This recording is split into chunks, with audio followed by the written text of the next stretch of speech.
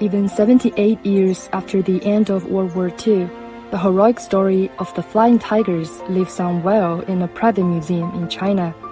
The Flying Tigers was a special combat team comprised of a group of American volunteer pilots who came to China over 80 years ago to help the Chinese drive out invading Japanese troops.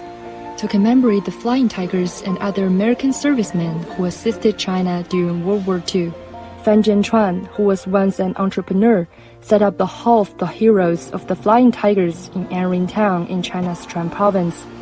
The exhibition hall is part of the Zhenchuan Museum, China's largest private museum cluster. 这是一些非常珍贵的史实资料，可以看出中美两国的军民在共同战斗当中建立了非常深厚的战斗情谊。能够看到当年的这些真实的、能够产生联想的、有温度的、形象的这些文物，那么它对我们的正确的、全面的了解这段历史，珍惜和平。